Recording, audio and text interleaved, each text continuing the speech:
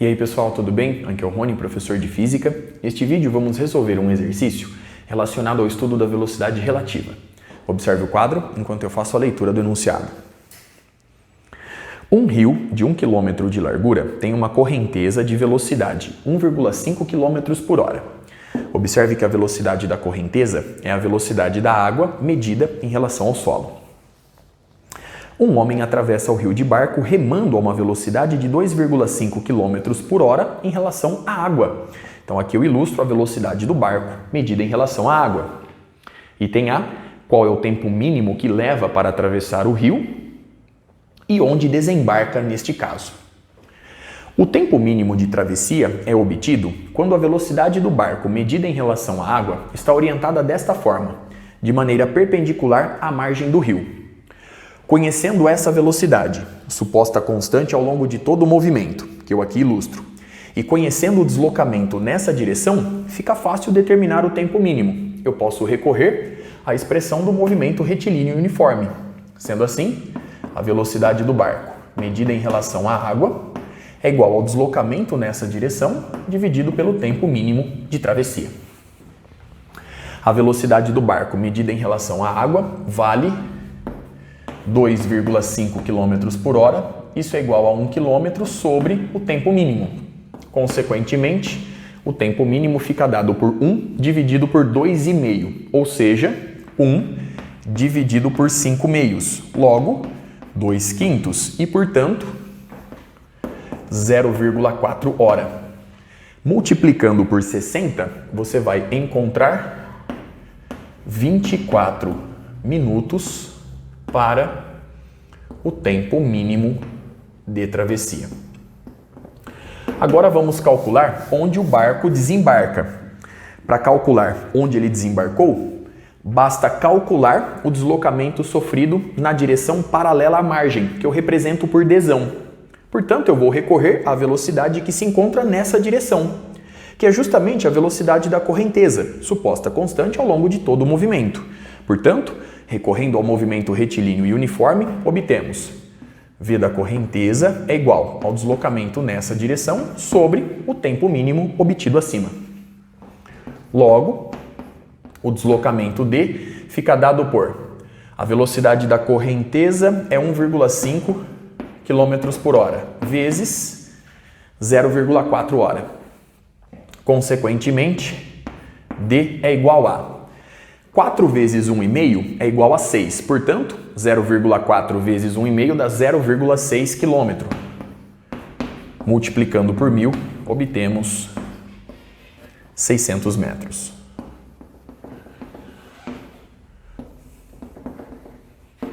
Muito bem. Observe os resultados obtidos e os cálculos realizados até aqui. Dando sequência, vamos agora para o item B.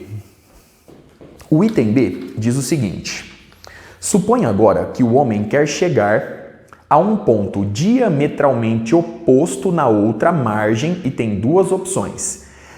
Primeira opção, remar de forma a atingi-lo diretamente, que corresponde a essa figura ilustrada no quadro. Ou remar numa direção perpendicular à margem, que corresponde à figura do item A, sendo arrastado pela correnteza até além do ponto onde quer chegar e depois caminhar de volta até lá. Se ele caminha a 6 km por hora, qual das duas opções é mais vantajosa e quanto tempo ele leva? Eu vou começar com a opção 2 colocada pelo item B. Eu vou admitir que esta é a situação escolhida por ele inicialmente. Nós já sabemos que o tempo de travessia nessa situação é igual a 24 minutos. Portanto, ele vai desembarcar no ponto F, que eu aqui ilustro. A partir daí, ele vai caminhar em direção ao ponto X diametralmente oposto, com uma velocidade igual a 6 km por hora. Muito bem? Então agora, para saber a duração total desse percurso, eu vou calcular quanto tempo ele leva para ir do ponto F ao ponto X e somar com 24 minutos. Então vamos lá. Eu vou chamar essa opção de opção 2. Muito bem, iniciando aqui a resolução do item B. Então agora nós temos a velocidade com que ele está caminhando, suposta constante ao longo de todo o movimento, é igual ao deslocamento sofrido nessa direção, que é justamente dzão, dividido pelo tempo que eu vou chamar de t'. A velocidade é igual a 6 km por hora. O deslocamento nessa direção corresponde a 0,6 km sobre t'. Sendo assim, t' é igual a 0,1 hora. Muito bem. Multiplicando por 60 minutos, a gente obtém 6 minutos durante essa caminhada. Logo, o tempo total dessa travessia para ir de I até F e de F até X é igual a 24 minutos mais 6 minutos. Então, a opção 2 me dá um intervalo de tempo ΔT2 de 30 minutinhos, meia hora. Vamos agora calcular o tempo para a opção 1. Então, vamos lá. Opção 1. Nessa opção, a velocidade do barco medida em relação à água deve estar orientada desta forma. Vamos entender por quê. Aqui eu ilustro a velocidade do barco medida em relação à água. E aqui nós temos a velocidade da correnteza. A resultante dessas duas velocidades vai fornecer a velocidade do barco medida em relação ao solo. Para atravessar o rio diretamente ao ponto diametralmente oposto, que é o ponto X, a velocidade resultante, ou seja, a velocidade do barco medida em relação ao solo, deve estar orientada de maneira perpendicular à margem do rio de onde o barco está partindo. Consequentemente, essa é a configuração de velocidades que a gente obtém para a opção 1. Então agora o nosso desafio é encontrar o valor da velocidade do barco medida em relação ao solo, porque eu conheço o deslocamento nessa direção e a partir daí calcular o tempo da primeira opção para poder comparar com ΔT2. Então vamos lá. Observe que a velocidade do barco medida em relação à água forma um ângulo θ com a velocidade resultante, a velocidade do barco medida em relação ao solo. Então agora nós podemos calcular essa velocidade da seguinte forma. Eu vou aplicar nesse triângulo retângulo o seno do ângulo θ. Por quê? Seno de θ é o cateto oposto dividido pela hipotenusa. Eu conheço o valor da hipotenusa e eu também conheço o valor do cateto oposto, pois esta medida é igual a esta medida. Muito bem? A partir da regra do paralelogramo. Consequentemente, obtemos seno de θ é igual ao cateto oposto, que representa a velocidade da correnteza, ou seja, a velocidade da água medida em relação ao solo, dividido pela hipotenusa, que é a velocidade do barco medida em relação à água. Muito bem. A velocidade da água medida em relação ao solo é igual a 1,5. E a velocidade do barco medida em relação à água é igual a 2,5.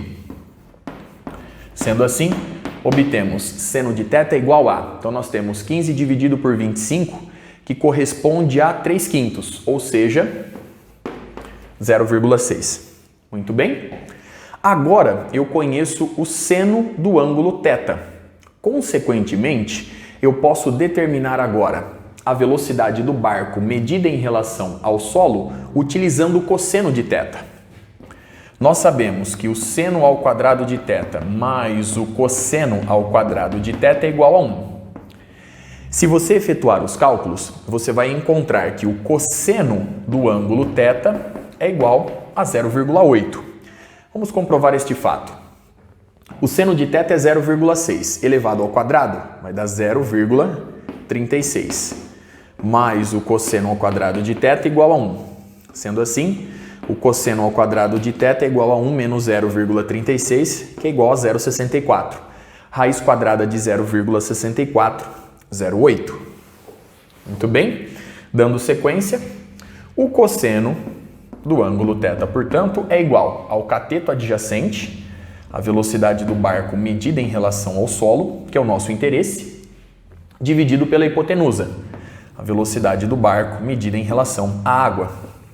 Sendo assim, obtemos 0,8 igual à velocidade do barco em relação ao solo sobre a velocidade do barco em relação à água, 2,5. Muito bem.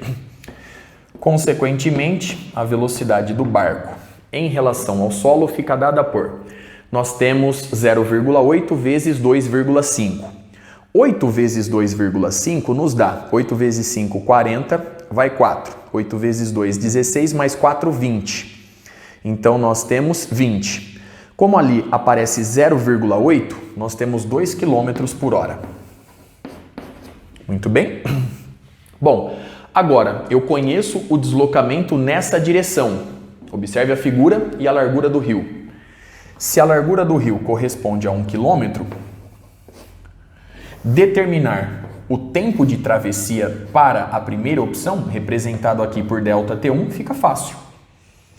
A velocidade do barco, medida em relação ao solo, ou seja, a velocidade resultante, é igual ao deslocamento sofrido nessa direção sobre o tempo, ΔT1. A velocidade do barco, medida em relação ao solo, vale 2 km por hora.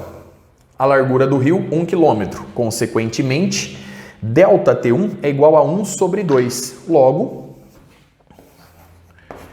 ΔT1 corresponde a meia hora, exatamente igual a 30 minutos. Muito bem?